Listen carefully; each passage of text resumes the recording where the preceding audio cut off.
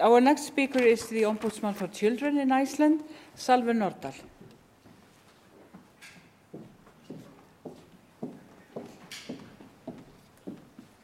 Getur þú hjálpað mér með þetta? Þetta hérna, þessi.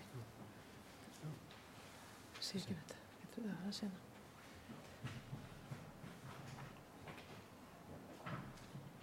Og hvað veit ég svo? Svona. Svo hér.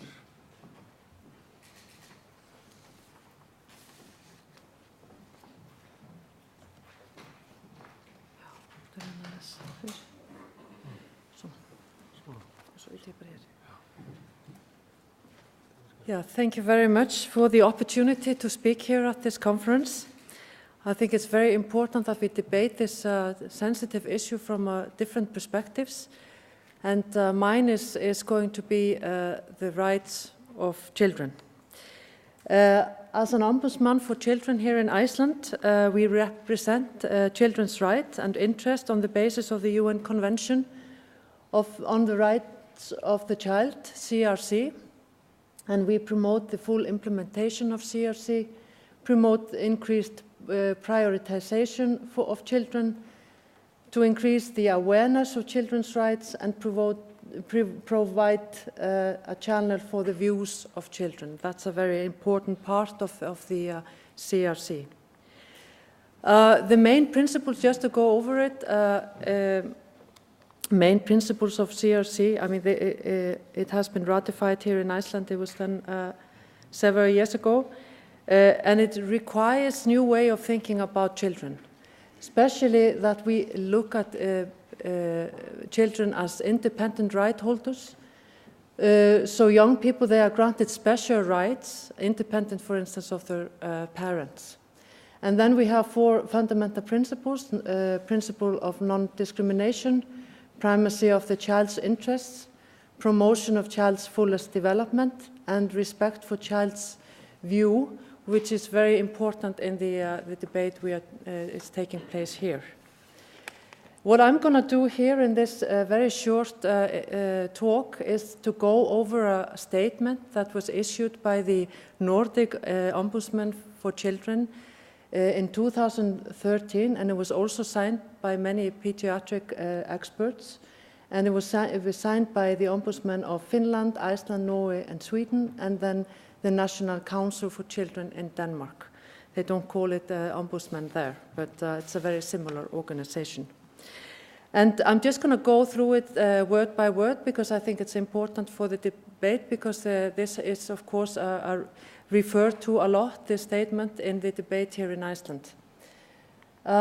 Circumcision performed without a medical indication on a person who is incapable of giving consent violates fundamental principles of medical ethics, not least because the procedure is irreversible, painful, and may cause serious complications.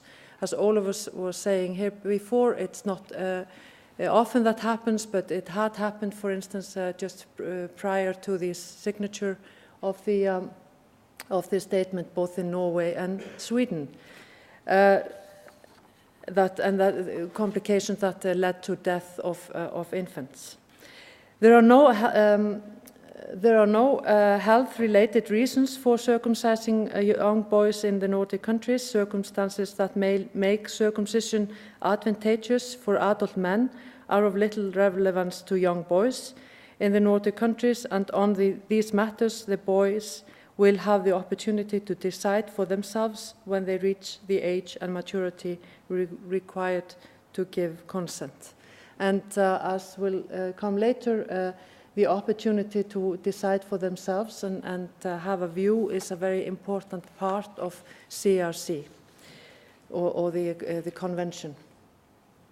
As Ombudsman for Children and pediatric experts, we are of the opinion that circumcision without a medical indication is in conflict with Article 12 of the Convention of the Rights of the Child, which addresses the child's right to express his or her own views in all matters concerning him or her. And this is the very fundamental issue.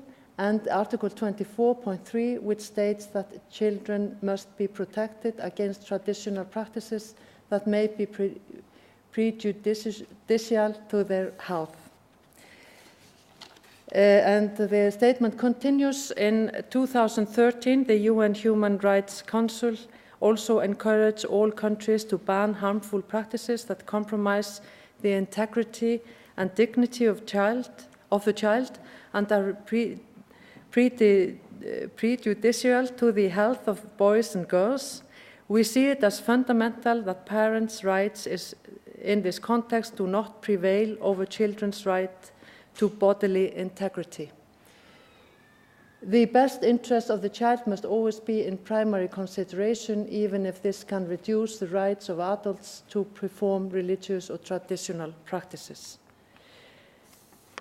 We would like, the Nordic Ombudsman for Children, in conjunction with pediatric experts, therefore wish to work towards a situation where circumcision without medical indication may only be carried out if a boy who has reached the age and maturity required in order to understand the necessary medical information chooses to consent to the procedure.